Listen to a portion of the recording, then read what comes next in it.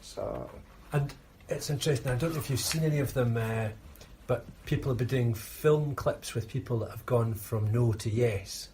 Some significant people like Mike Daly of the Govan Law Centre. And they're all saying the same thing. They're all saying that they would have voted no, but only if they could imagine Britain as a European multicultural place. Yeah. And that's impossible for them now to imagine. Yeah. And that's interesting that it's English nationalism that'll drive us to independence. Yes, absolutely. Absolutely. Which is incredible. Yes. And the most international place of all, which is London, is an international city. Yeah, yeah. And Scotland, I wonder, I don't quite understand Scotland, because I know that some nationalists who have heard me make pro-European speeches have condemned me for changing one foreign government for another. Right. But I'm interested that the Scots. It's funny that the Scots. Why do you think they have? Why did we vote Remain? Yeah. And so heavily. I think people have travelled throughout Europe, have stayed in Europe, have friends in Europe, view Europe as a useful connection to the world, and they don't view it through this prism of we hate the French or we hate the Germans, that a lot of English tabloid culture certainly keeps promoting. Yeah. You see, England, or a lot of the English, which I think allows us to say England, still regards itself as something of a colonial country. Mm-hmm. We took advantage of the British Empire, but I don't know that we're ever really part of it. Yeah. Changed days. Was there a moment in your efforts where you thought this is going to fail, or were there several? You describe at one point on the road north where you stopped and you realised that you've got £1,000 reward on your heads. That must have put the fear of God up you. No, it didn't. It didn't. Just amused us. Right. No, I had no point like that at all. None. So you had belief. Yes. After all, I think I went into the army something like 6 times that night. I was determined. But again, there was the coincidence of me taking the same road away from the army as the other two boys. Yes. Yeah. It's difficult for people to imagine. Nowadays we've got cars with heaters in them, powerful engines, big boots, mobile phones. Yeah. You know, you're doing that with cars that, as you describe, have got smaller engines, no heating, no heated windscreen, and you were in dead of winter. Yeah. And you were trying to keep in touch with a group of 4 of you. Yeah. And that was at a time when most cars were laid up during the winter. Right. So there'd be fewer cars on the road yeah. But the reason they were laid up was because so many of the roads were impassable. Right. There was no snow ploughs, no gritting.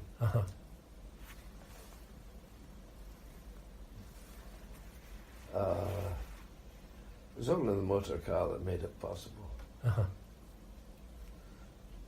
And if you, we were joking about Michael Forsyth earlier and his efforts, but did it not give you some satisfaction as well? Or for you, was the act itself enough? Yeah, the act itself was enough. Okay. So it didn't have to physically reside in Scotland. That wasn't the important thing for you. It was more sort of shaking a stick and saying... But wrong to say it wasn't important. I was glad to see it. It's the right thing. Yeah.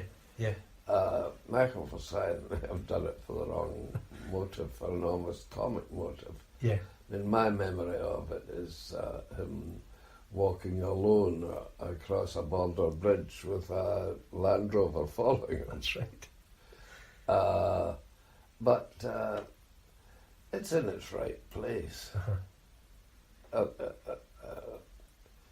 don't really, I was going to say I don't give a damn. That's not quite true. 'Cause it's a symbol for a lot of people. Yeah. And that's after all what regalia are. But when you read what I've written, you'll see I got on very well with the editor of that. And he was absolutely astounded when I told him that the Queen wasn't the head of the Church of Scotland. Did he not know that? No, he didn't know that. And I said, I was trailing my coat a bit, I thought they might not publish it. I said, the regalia doesn't belong to the royal family, it belongs to the people of Scotland, which I think is true. Yeah. So what will happen for the next coronation, you'll see what I say. It's Right. an interesting thing. So that's when they will have to remove it and return it, or think they will. Yeah, yeah. Do you think there'll be a legal challenge to that? There'll be yes.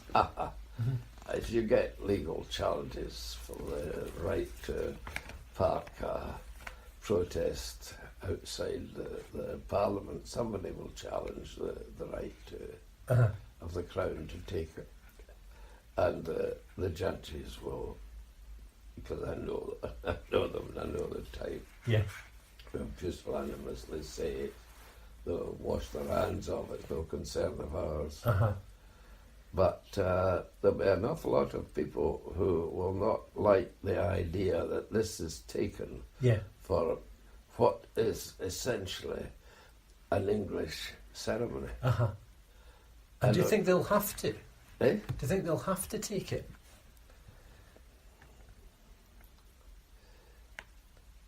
I think a lot depends on royalty itself, which is you and I look on royalty from the outside, but I think they actually believe that there's something different about them. So they might need a stone under their royal bums. Yeah, yes. That was certainly George the Sixth's view. That was an essential part of royalty. Yeah. You were 25, I think, at the time. I think it was, yes. Right. And there's a good picture here of you with Gavin Vernon and Alan Stewart. Yeah. But not with your fourth... Kay Mathis. With Kay. And when I was reading the book, you said something about that you didn't really see her for quite a long time afterwards. And that struck me as a funny thing. I didn't quite understand, because you'd been through such an epic... People think that we were all friends together. We weren't. Right.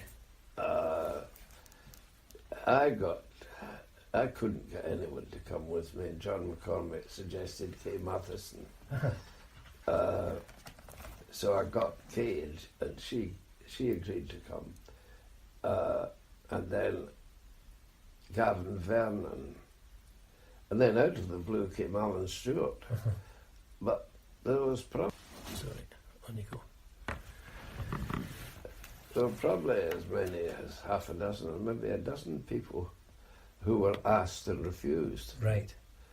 And their attitude was they didn't think anything. They thought I'd come back with every possible excuse as to why it would not prove possible. And having a girl on your team was a help? It wasn't a planned help. She was a person who could drive. Yeah. And it was a great help. She was absolutely super. But you see, I honestly, Mark, it was, I've got the name right. Mike. Mike, yeah. It goes back deep on that. It's difficult to explain to people. Mm-hmm. I was a wartime schoolboy. I was inspired by Churchill's speeches. I was desperate to get into the forces, and in 1943, the RAF Bomber Command, it's never really been publicised. The great many squadrons, the casualty rate was more than 100%. You had to do 30 tours. Right. Before you were released, and a lot of people, a great many people didn't make it. When they took into account the people who were posted to Bomber Command in 1945 and the latter end of 1944, it was still 44% were fatal. 55,528 of my generation. Mm-hmm. I was 19 when the war ended. If I'd been a year older, I would have been in that. Yeah. And, you know, they talk about us being romantic and wanting to do that. I don't know. This is why I am so keen for a united Europe, because Mm-hmm. for 1,000, I think I'm quoting someone now, for 1,000 years the youth of Europe have set out to kill one another, Mm-hmm. and we need to do something to stop that. Yeah, yeah. And it was a different type of person. Then a different type of youngster. Mm-hmm.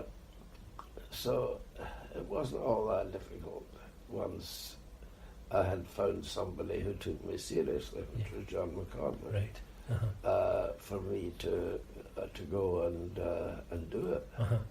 Do you mean to give you counsel and support, backing, or what was it that he did that made it possible? Give us 50 quid. Oh, right, okay. As always, money is a help. Which was a lot of money in these days. Uh-huh, yeah, yeah. But enough to go down, spend 2 or 3 days there. Yeah, yeah. And then come back and hire a car and go down. Mm-hmm. In fact, it was encouragement. Uh-huh. Well, thank you very much for your time. I'm going to go and get my ferry. Go and get ready for my ferry. It's been an absolute delight to meet you. Yes, well, I'm sorry it's been all about the stone, because I don't really talk about it much. Yeah, yeah, no, I appreciate that. I did. The story was sold to one of the newspapers by John McCormick, and I never touched a penny of that. Right. Although later on, when I wrote a book about it, I took the royalties. Yeah, yeah. Well, there's lots of people that are in your debt, and there's lots of people who are in your debt for your actions, and thank you. It was all so easy that I feel ashamed of that such a fuss has been made about it. But then, after all, the aim was to cause a fuss. That's true. You can't complain now. You can't say, "I'm sorry, I don't want a fuss." But no, remarkable, and it was interesting to hear your thoughts about politics as well, about today's situation. Yes, politics are a funny thing. I mean, look at England. The whole country is calling out for reformation, and yet they're voting Tory. And also, although I've never really taken part in politics, I've always been interested in it. I can never remember a time when we had people